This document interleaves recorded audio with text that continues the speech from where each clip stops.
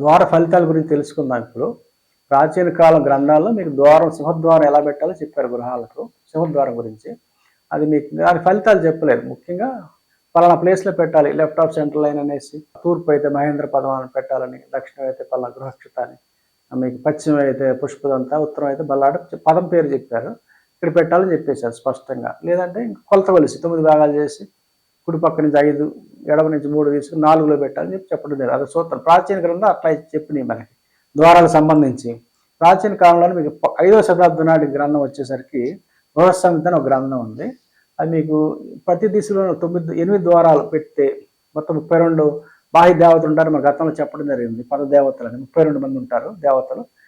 మనకి ఒక్కొక్క దిశలో 9 వస్తాయి, అంటే 8 వస్తాయి. అట్లీస్ట్ 4 8 32 కాబట్టి ఒక్కొక్క దిశకి 8 ద్వారాలు వస్తాయి. ఈస్ట్కి 8, దక్షిణానికి 8, పశ్చిమానికి 8, ఉత్తరానికి 8. ఆ 8 ప్లేస్లో ద్వారం పెడితే ఫలితం ఏంటని చెప్పేసి ఆ గ్రంథం చెప్పింది మనకి. ప్రాచీన కాలంలో రీసెంట్ అన్నట్టు అనమాట. మరీ ప్రాచీనం కాదు, 5th సెంచరీ.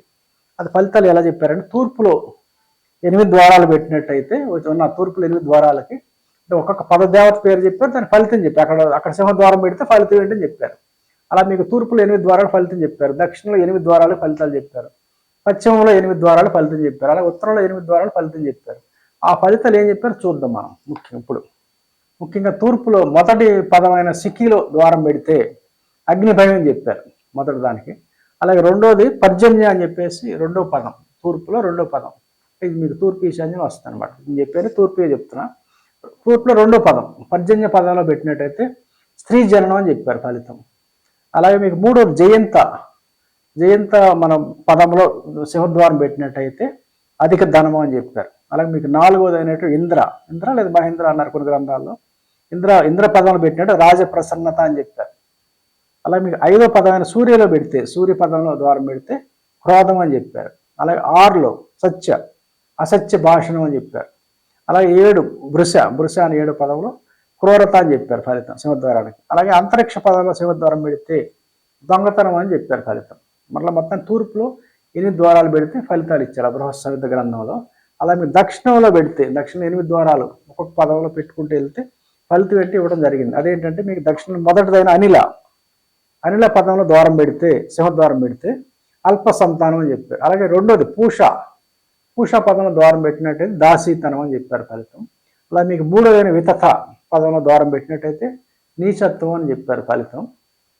అలాగే 4వదైనట్టు గృహక్షత పదం, దాని పేరు కొన్ని చోట్ల గృహక్షత అని చెప్పారు కొన్ని గ్రంథాల్లో. దాంట్లో ఏంటంటే ఫలితం భోజన పానపుత్ర వృద్ధి అని చెప్పారు. అలా మీకు తర్వాత మీకు 5 చూసుకున్నట్టయితే రౌద్రం అని చెప్పారు ఫలితం. దక్షిణంలో 5వ పదంలో ఉన్న ద్వారం, 5వ ద్వారం దక్షిణాగ్ని నుంచి నైరుతికి వెళ్తుంటే ఒక్కొక్క పదం జరుగుతూ ఉంటాయి. అలాగే 6వ పదంలో దక్షిణంలో 6 అంటే మీకు దక్షిణ నుంచి కిందకి నైరుతి వైపు 6వ పదం గంధర్వ పదంలో పెట్టినట్టయితే కృతజ్ఞత అని చెప్పారు ఫలితం. అలాగే భృంగరాజ 7వది భృంగరాజ, దాంట్లో డోర్ పెట్టి నిర్ధనత అంటే పేదరికం అని చెప్పారు. తర్వాత మీకు మృగ అనేది 8వది లాస్ట్, మృగ పదంలో ద్వారం పెట్టినట్టయితే బలపుత్ర నాశనం అని చెప్పారు. అంటే దక్షిణ నైరుతి అవుతుంది. 8 ద్వారాలు ఫలితం. అలాగే మీకు పశ్చిమాన్ని చూద్దాం.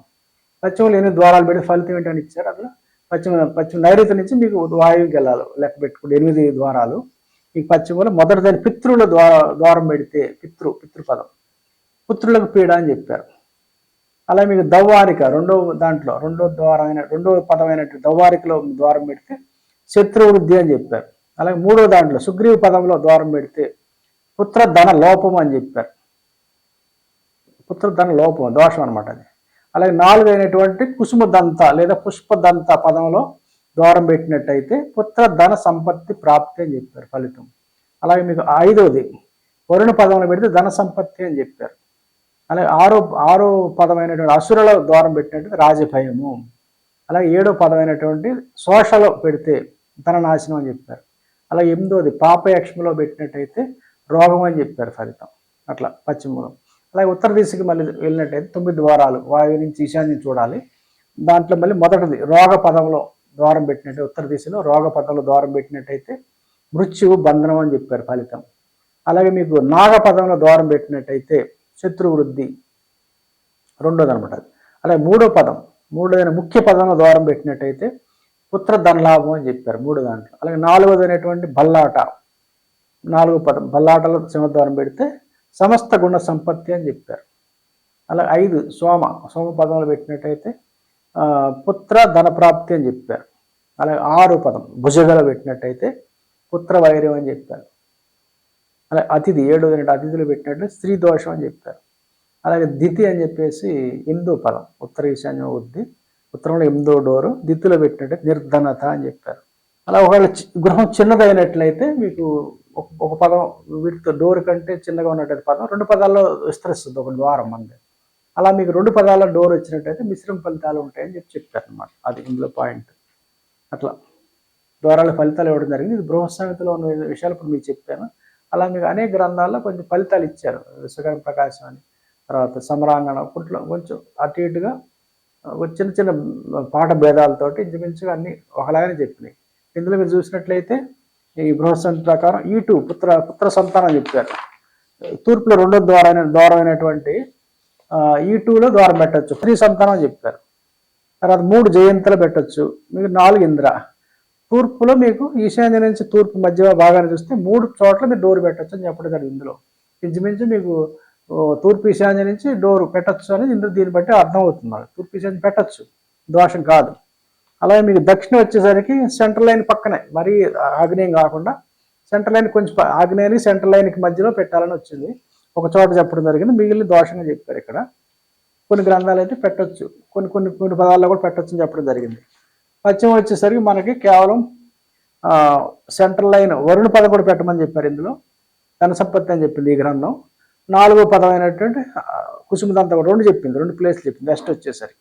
అలాగే ఉత్తరం వచ్చేసరికి మళ్ళీ 3 ప్లేస్ చెప్పింది, N3 N4 N5 3 మన ముఖ్య బల్లాడ సోమం 3 చెప్పింది. 3 ప్లేస్ ఇచ్చింది ఉత్తరంలో. అంటే మీరు సెంటర్కి అటు ఇటుగా కూడా మంచిదే అని చెప్పింది ప్రాచీన గ్రంథం. మొత్తం మీద చూసుకున్నట్టయితే మరి ఇంకా తర్వాత గ్రంథాలు కొన్ని కొంచెం వ్యత్యాసం చూపించినాయి ఫలితాల్లో. ఇంకా ఈశాన్య ద్వారా అనగానే తను భయపడక్కర్లేదు. అలాగే మీ ఇంటి షేప్ 20/40 ఉంది అనుకోండి, మీకు E3 అనేది ఈశాన్యలో ఉంటుంది, E2 వచ్చేస్తుంది మీకు తూర్పు ఈశాన్యలో. ఇవన్నీ ఇటు జరిగిపోద్ది మీకు. అది మరి రౌండ్ చక్ర వేసుకుని చూసుకోవాలంటే. బాగా సన్నగా ఉన్న గృహాల్లో ఈ గృహం నియర్ టు స్క్వేర్ ఉంటే ఈ 9 భాగాలు చేయడం లాంటి పదాలన్నీ బాగానే వస్తాయి. మీకు రెక్టాంగిల్ షేప్ ఉన్న ఇంకా మరీ సన్నగా ఉన్నట్టయితే మనం రౌండ్ చక్రం వేసుకుని ఆ ప్లేస్లు చూసుకోవాలి, ఏది మంచి ప్లేస్ అనేది. అంతే తప్ప మరి చిన్నదాన్ని కూడా మీరు 9 భాగాలు ఇటు చేస్తాం, పొడవును కూడా 9 చేస్తాం అంటే అవి కరెక్ట్గా రావు. అది ఆధునిక కాలం మనం పాటిస్తున్న విధానం. మరీ దిక్కులు తిరిగినా సన్న బిల్డింగుల్లో రౌండ్ చక్రం వేసుకుని చూసుకోవాలి ఎన్ని డిగ్రీలు తిరిగింది, లేదంటే ఆ షేప్ని బట్టి. ఈ ప్రాచీన కాలం చెప్పినవన్నీ మీకు నియర్ టు స్క్వేర్ ఉన్న బిల్డింగ్లు కరెక్ట్గా సరిపోతాయి.